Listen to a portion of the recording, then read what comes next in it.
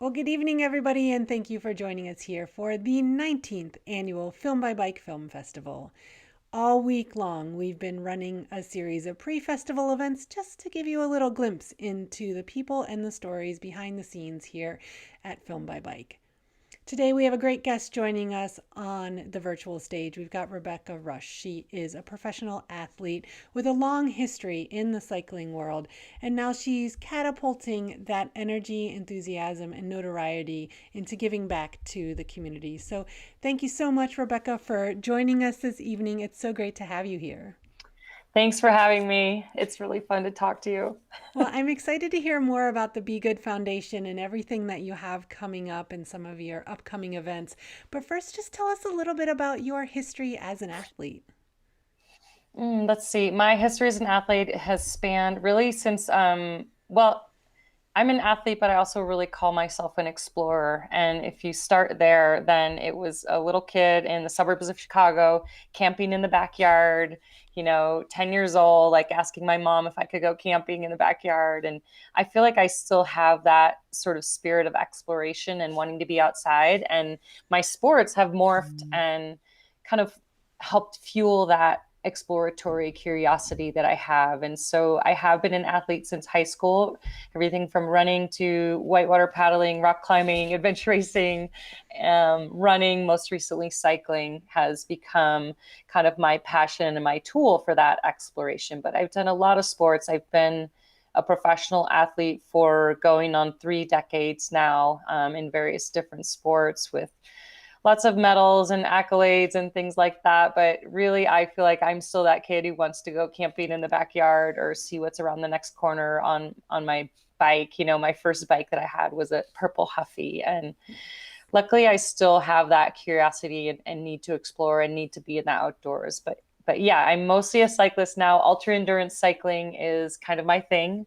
But I've done, Leadville, lots of stage races, 24-hour mountain bike racing. I'm in the Mountain Bike Hall of Fame, which is kind of cool. But just done a lot of exploring through my life and a lot of cool adventures. And now I'm in Idaho and still doing a lot of bike packing and a lot of big expeditions. I just got back from this winter was a pretty busy winter with winter bike expeditions in Idaho, Alaska, and also Iceland that were big multi-day self-supported explorations. And so now I'm home in Idaho taking a bit of a rest before the next thing. What is it that, you mentioned that you've been involved in many different disciplines of sport in an elite capacity. What is it about cycling that has really drawn you to that as of late? Yeah, I really got into cycling at about age 38, which is, definitely a late bloomer. And what I have found about the bike is that it's just such a great vehicle really to go further and to fuel my adventures, whether I'm riding the Ho Chi Minh Trail or riding around Idaho, or I have an event here on gravel, Rebecca's Private Idaho. And I just feel like the bike is this universal tool that almost every person in the world has learned to ride a bike or rode a bike at one point in their life, whether they're a small child, and in places like Southeast Asia, there are more bikes than there are cars. And it's this universal tool that really is so great for exploration, but I also feel it's a bonding sort of understood mode of transport. And, wherever I go around the world, whether it's Italy or Laos or whatever, you show up on a bike and I feel like people look at you and they instantly understand you're on a journey and they can instantly resonate with like you're going somewhere. And I love that sort of cultural concept of the bike too, that it really does connect people from all around the world, all walks of life, all ages, all abilities. So it's kind of those two things, the ability to go further, but also the connectivity to people around the world. I think that's great. And I know that your adventures are quite a struggle, but from an outsider's perspective, you have a lot of, in your elite athleticism, you have a lot of grace that you bring to the table. Where do you feel that did you have a defining moment where you realized I'm an athlete, I can do these things, I want to go for more, I want to go bigger? I want to challenge myself more. Was there a particular event that you achieved, a winning position in, or some other defining moment in your life when you decided that you really wanted to dedicate yourself to this level of athleticism? That is a great question. There have been so many transition moments. I've done a lot of different sports, as I mentioned, and there have been transitions between all of them, even within cycling, transitioning from, um, 24-hour racing to multi-day racing. And I do feel though, like adventure racing, which is mostly, it was a co-ed discipline, mostly three men, one woman were how the teams were made up. And I got started early in adventure racing while I was still working and managing a rock climbing gym. And I went and did a race with a bunch of guys and realized I was pretty strong. And that was the first time I sort of compared up against other people, and thought, wow, maybe I have a talent for this. And I found the longer that things went, the stronger that I got. And so it really was, I think, the adventure racing days where I got some confidence to captain a team, start getting fundraising for sponsorship. And really, though, I never thought I'm going to be a professional athlete for the rest of my life. It was, what am I going to do right now to fund this next adventure? What am I going to do to fund next year? And that has blossomed into a multi-decade career. And so it wasn't that I planned to be a professional athlete early on. It was just that I was inspired by going places and using my body as the tool to explore. And so kind of by saying yes to these crazy opportunities like swimming the Grand Canyon and stuff like that, more doors started opening. And really it didn't morph into a career until, I don't know, into my 40s, where I was like, okay, I don't live out of my car anymore. I always said once I have a garage, I'll know that I've made it. And so I have a garage now. I have a home and a place to live. But I lived out of my car for a lot of years, making sacrifices so I could go exploring. And so people can look now and be like, oh, you're so lucky. You've got this great career. You've got a foundation. You've got a race. You race your bike.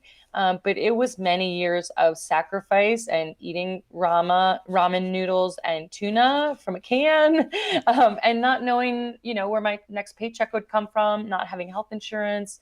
But those were sacrifices because that little kid in me wanted to go exploring and felt like if I didn't do it then, the opportunity might not come again. And that has really built into this beautiful, amazing career. But I could have chosen an easier path, absolutely, an easier career path. So it's been a lot of bumps and bruises, but I don't think anywhere along the way I was like, I'm so good at this. I've got this dialed. And I think that's part of the key, maybe to my longevity, is that I always feel like I can learn and that I can do better and that I can morph and change. And my career has changed multiple times to be able to adapt to, one, what the bike community is doing, what the outdoor community is doing, what my partners are doing, what is inspiring me. And I think all of us have, in the last year and a half, made quite a big transition in our priorities, how we work, how we connect with each other, just like we're talking now. And so I don't know if there wasn't one moment where I was like, I've made it as an athlete. I will say there was one moment when I really kind of understood my purpose as an athlete. And that was, after riding the Ho Chi Minh Trail, Blood Road, and doing the film where I rode the Ho Chi Minh Trail and went to the place where my father died in the Vietnam War. The aftermath of that, that was 6 years ago. And sort of, it was a beautiful moment, because people say, oh, that must have been closure to find where your dad died. That must have been great to like close that door. But it's exactly opposite to what happened. It was this amazing opening, a discovery of my purpose, through my dad, that I could use my bike for a lot more than a bunch of podiums that are sitting on the shelf behind me. But that's where I found my purpose. I knew I could do more with my riding. I knew I could share more. I knew I could start a foundation. And so the 6 years since that ride have really been a wonderful blossoming and explosion of the foundation of my athletic career is now really coming to fruition in such a great way. And it's so much fun to be able to share my journey, and fuel other people's journeys. Yeah, that's just fantastic.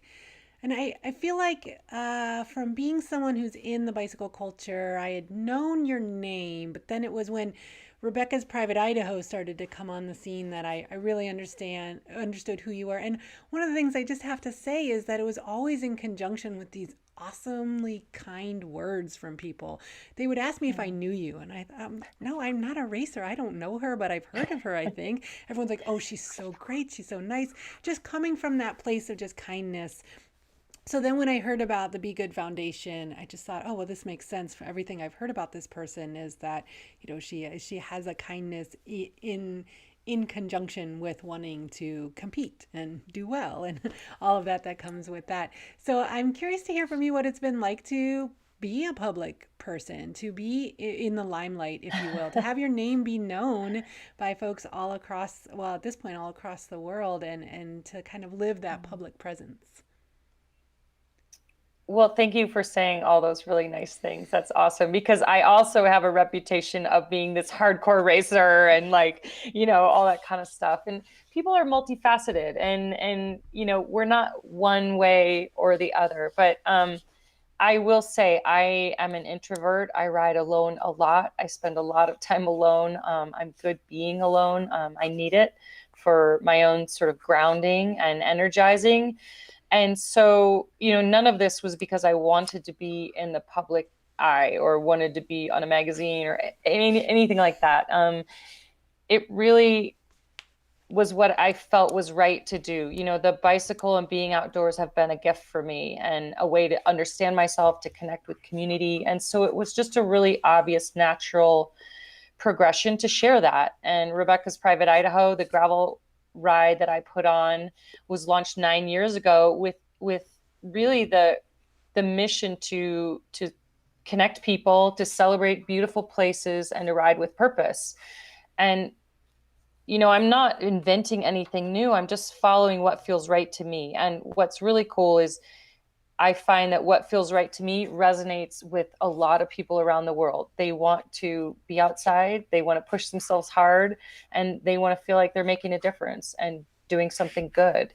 And so it's not that far reaching to have a foundation or have a fundraising ride, because all of us want to be motivated. We need to be motivated intrinsically, and we need to be motivated extrinsically. And so I really try to put a combination of those things of like, yeah, race hard, push yourself. I'll give you all the tools and motivation. Like, you can do it. Let's try something really hard together. But, oh, by the way, we're also going to raise money for the Be Good Foundation and protect open space and public lands or whatever it is. So, there's two types of motivation, and we all need both of them. And so, I mean, thank you for saying, that I'm a nice person, but I think we all strive to do our best personally, but to also do our best to the community around us, no matter how big or small. So being in the public eye, I will say it's quite exhausting.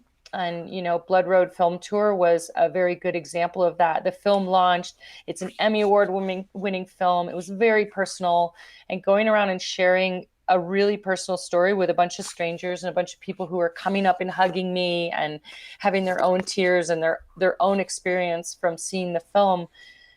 That was really hard, and it was really drained a lot of my energy. As beautiful as it was, I came away from some of that feeling just really exhausted.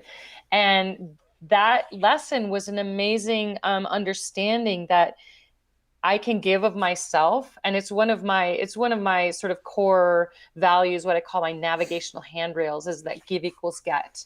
And I do find when I give to other people, I get so much back in return. But if I give too much of myself, then I end up sacrificing my own happiness. And so I'm discovering that balance. Another handrail is less equals more, and that I can't do everything that I want to do. I have all this exciting stuff I want to do, and I just can't do it all. And so I need to balance my alone time in the woods on my bike with just me and nature, so that I can fortify and strengthen myself, so that I can be in the public eye, so I can come out at Private Idaho and be ready to be a hostess for 1,500 people. And it's exhausting, but it's also exhilarating. But it's a balance. I think like everyone is trying to make sure you give what you can, but you got to keep a little bit back for yourself and recharge, and then you can give some more. Yeah, definitely. And what allow, then you're able to focus on great projects like the Be Good Foundation. And when we launched our BIPOC Filmmaker Grant Fund last fall, it's so funny to think it was so recent. um, the Be Good Foundation came on board as a partner and a supporter of that program. So I want to thank you for that. To see the level of support that came from the industry and from organizations like yours really spurred us to go big with that and to move forward, knowing that we were onto something that had the support that people believed in. Even though we were in our first year, of course, we have a long history as a film festival, but our first year giving out grants and to have people stand behind us and say, yes, we believe in what you're doing enough to cut a check and support what you're doing. That's been great. It's been fun to follow your organization along the way, get to know you a little bit better. So I'd love for you to share with the viewers a little bit more about the Be Good Foundation and what your focus is these days. I will. And I have to say, I mean, like you said, you're new, it's a new grant, small organization. And I want everyone to understand, and that's a lot of the reason why we got behind Film by Bike and the BIPOC grant is that, a few small people, small organizations can make a big difference in an individual's life. And I felt the same way launching the Be Good Foundation. I'm like, I don't know how to do this. I don't know how to launch a foundation, but it's like, well, why not? If not me, then who else? And so sometimes it can feel overwhelming. There's so much in this world that can use help, so many people that can use help, so many issues that we can get behind, but really starting small and following your heart for something that feels right. And especially, partnering, we partner with a lot of other groups, the Be Good Foundation, because there are a lot of organizations doing amazing things already that I don't need to reinvent. And so I launched the Be Good Foundation a couple of years ago after I went down Blood Road. Really thought about how I could do more with my bike, and starting a nonprofit was really the next logical step. I've been doing fundraising projects with RPI for years and with lots of organizations, but I wanted to make it official. And the words "Be Good," that came from my dad. That's how he signed all of his letters home from the Vietnam War. And that's that's what I have of him, are his letters. And so I took those words and just thought about, what does being good mean? Being a good rider, being a good, person, being a good wife. And it's just pretty simple. So I took those words, the Be Good Foundation, and the mission statement is to use the bicycle as a catalyst for healing, empowerment, and evolution. And I chose those words because that's what the bike does for me. It heals, empowers, and really has changed me. And so we started the Be Good Foundation with our first big project, and kind of our seed project that will always be there is to clear bombs along the Ho Chi Minh Trail that were dropped during the Vietnam War. And one of the discoveries of that ride is that bombs that my dad were dropping in the 70s, a war that ended 50 years ago, is still killing people. There's a ton of unexploded ordnance in Laos, especially along the trail. And so I support a group called Mines Advisory Group that clears up the bombs along the trail. So that is one of my core projects that I work on with the Be Good Foundation. But we also work on the Giddy Up Challenge. It's coming up now, is partnering with groups like Conservation Alliance, Protect Our Winners, and multiple other groups to protect the open spaces that we ride and run and play in. And so we are targeting all of our efforts at the end of this month with our next event towards open space and our wild spaces, and providing access and protection for those places. Other projects we do with Rebecca's Private Idaho, we target that on getting more bikes to more people. And so in that we partner with groups like World Bicycle Relief, People for Bikes, our local Trails Coalition, National Interscholastic Cycling League. So there are a lot of avenues, but it's all focused around helping people find the bike and to heal in nature. I love hearing you mention, it was something that was on my mind, is to hear more about the different organizations and people you partner with, because I love hearing that we've got some great crossover. We're big fans of World Bicycle Relief. Two of their main filmmakers submit their work every year, and we've developed a great friendship with them and with World Bicycle Relief. as well as NICA, National Interscholastic Cycling League, especially once they finally launched a league in Oregon. It took quite a while for the Oregon League to Yes. really get going, but it's an incredible league that's really focused on the families and making sure that where there's a race, there's a campground nearby so families can camp if they don't want to stay in a hotel, to try and reduce the financial barrier to racing, and also just Yeah. because a lot of the families just want to be outside, they don't want to be in a hotel, so they Right. work on finding race courses that are near campgrounds and just kind of building this really beautiful community around fostering the next generation of outdoor bike enthusiasts and trail enthusiasts. So it's been really great to be involved with NICA. We partner with them, giving grant funds to all of the teams and leagues across the nation so they can host a Film by Bike event as a fundraiser for their league or team. And it's just so cool to see the kids. I mean, they shout out, "We're the next generation of mountain bikers," and they're so proud to Uh, be doing what they're doing. We've had kids come on stage before the movies to talk about what the year was like for them, and what the season meant to them. And some of these kids, what I find so interesting about the mountain bike racing for youth is that it is a team sport, but it's also a very individual sport. So you mhm. get a lot of the outliers, the kids who aren't going to join football, they're not going to join cheerleading, they're not, necessarily as group Yeah. sports oriented, but they get out there and they push themselves and they just discover a whole new realm within themselves, and they can be on the course alone, but they've got the team there when they get to the finish line. And I think it's a really special discipline for kids to have access to and to be out in nature. So I think it's just incredible. Yeah, I mean that was me in I joined I was a cross country runner in high school, but very same format as the cycling league in that you race as an individual, but you're scored with a team, you've got a team to practice with. And it suits people like me who are, like I said, a little bit more introverted. And so it's such a cool program. I should see if the Idaho League is hosting a Film by Bike event and see if I can pop in and support what they're doing. Yeah, I think there have been some groups in Idaho. I want to say Rexburg is one of them. And our biggest Film by Bike event is in Boise, by the Idaho Walk Bike Alliance. And we've been partnering with Sweet. them for like the last 5 years or something. They do an incredible event statewide. And then they're always encouraging satellite events to pop up throughout the state. So yeah, it's great to see that.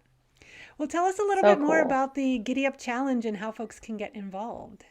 Yeah, so that is the next big event coming up for me. And this is only in year two. Giddy Up Challenge was launched during COVID in response to some internal lack of motivation of, coming out from Alaska. I'd done the Iditarod race, came out in March, and obviously we were in a full-blown pandemic and sort of spent some time just feeling lost like a lot of people and not training and not knowing what to do. And so I felt like I needed to launch the event in response, one, to get myself training. My coach was like, what's it going to take to get you off the couch and back taking care of yourself again?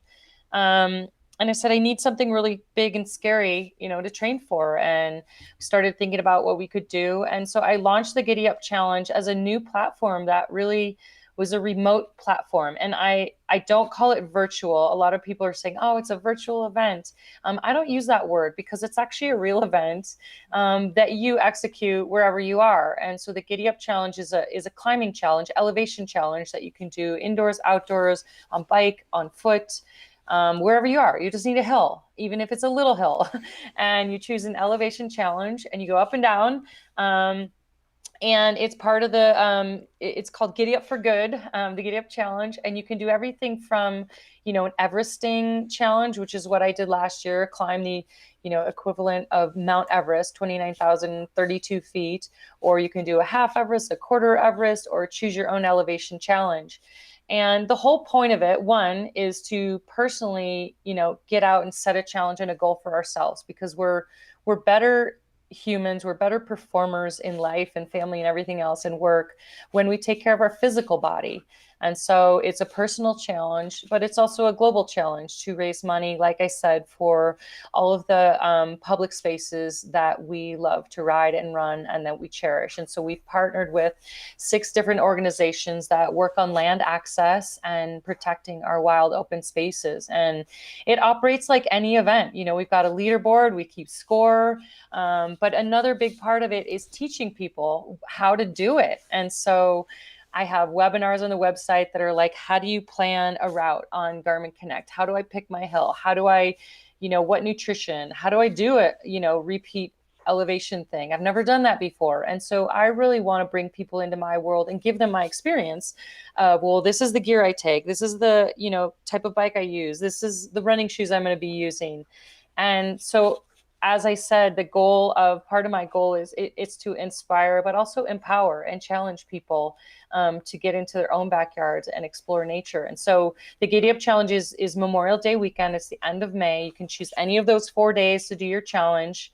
You just sign up. It's not expensive, and it's fundraising for the open spaces that we love. And so that's on giddyupforgood.com. I'm going to be doing an interesting one this year. I'm going to do a half Everest on the bike on Friday, and then I'm actually doing a quarter Everest on foot on Sunday, because there's some friends here that I really want to hike and run with.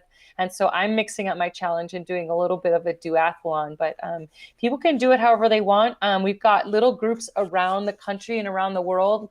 Last year, we had 11 countries participate, and last year we were fundraising for COVID relief, and we raised $130,000 in one weekend from people around the world just getting outside and going uphill.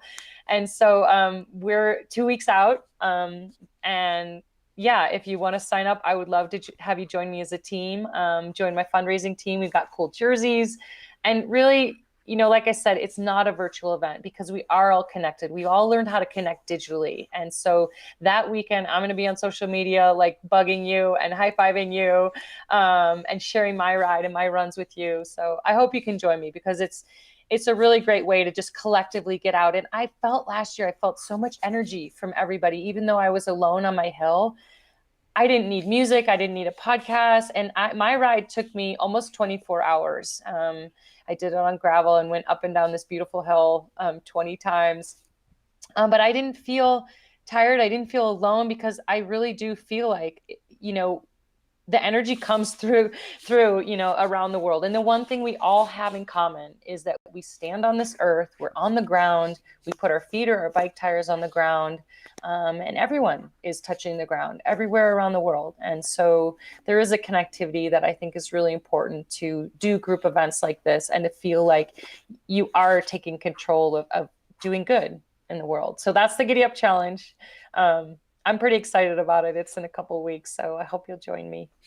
Yeah, it sounds absolutely incredible. And, after a long, hard year, not everybody was riding as much as some people rode as their therapy. Other people were just kind of stuck, and we just all dealt with it in different ways. But now's a great time. Summer's on the horizon. Get out and ride our bikes, challenge ourselves at the Giddy Up Challenge. Like, I just love that idea. Great timing to have it happening. Well, and then, now. like you said, there's energy. People are getting out. They're like, people have found the outdoors. And that's part of the reason why I focused the Be Good fundraising this year on open space, public lands, trails, because people are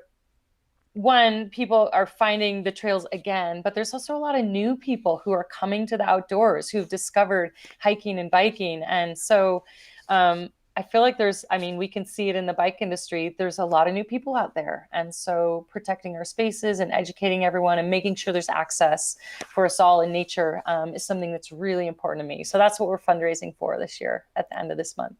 That's great. Well, good luck with all of that. It sounds Thanks. so incredible. So tell us a little bit about what you see as the founder of the Be Good Foundation. What would you say are some of your greatest successes so far? Oh my gosh. In my career, I feel like my greatest success is longevity and staying in a place that I'm passionate about, and being able to build events, being able to build a foundation, being able to build a business around doing what I love to do and sharing that with other people. So to me, that's my biggest success, is that I've created something that matters to me, but that also matters to other people. And I'm pretty proud of that. And I'm proud of the fact when people say, the best words people can say to me are, your dad would be proud of what you're doing. And that just, it just warms my heart, because that's the point of, what legacy do you want to leave here when, when I'm gone. I hope, my nieces and people who I've touched are out in nature, enjoying the bike and feeling healthy and giving that back to other people. And so I wouldn't say there's one thing that is like the thing, but with Be Good, I'm proud that I even started it, because like I said, I didn't know how to start a foundation. I didn't really know what to do. And my career's been a lot like that. I didn't know how to put on a gravel event. I didn't know how to be a professional athlete. I didn't know how to write a book. I didn't know how to do a movie. But you just figure it out. And so I think that's what I'm most proud of, is it's just kind of, going for it without maybe having all the tools, but having the passion and the right sort of heart. And then the skills and things develop. Even getting involved with mountain biking, I was the worst mountain biker. When I got started at 38 is when I started racing mountain bikes professionally. And literally my first races, I would get off and run all the technical sections because I couldn't ride them. And it still worked. I still won 24-hour worlds that way, and, obviously got better. And so I guess that's, not that people are asking for advice, but I find we often limit ourselves thinking, oh, I'm not ready. I'm not good enough. I don't know how to do a foundation. I don't know how to do this or that or the other, or, oh, there's got to be somebody better than me. And honestly, like, if not you, then who else? And why not? And so I guess if somebody's listening to this and they're thinking about that one thing, whether it's doing Giddy Up Challenge or writing a book or whatever it is, if you're kind of thinking about it, that's your clue to yourself. That's your voice talking to yourself, saying, go for it. Yeah, I love that. I think that's amazing. So I know you stay busy and you have a lot going on, but what is on the horizon for you personally, whether that is a trip you are planning or a dream trip that you hope to get to someday? What is that dream ride that you want to do next? Oh, my latest evolution in riding has been these really.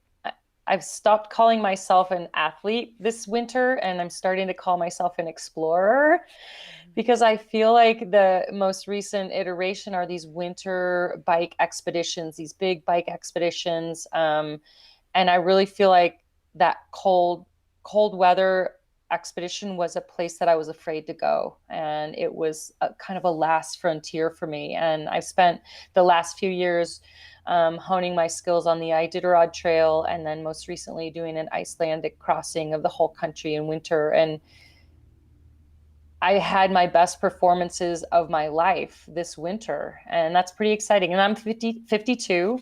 So having your best athletic performance, it's super exciting. So I feel like the door is really open for me to do some more really big bike expeditions. And really, that wanting to get back to multi-day expeditions came from Blood Road 6 years ago. And I realized how much I love being on the trail for days and days, and navigating and figuring it out and using all my skills, from rock climbing to paddling to adventure racing, but on the bike. So my next big things are going to be exploratory big bike expeditions. And I've got one planned for Idaho this summer, in my home state.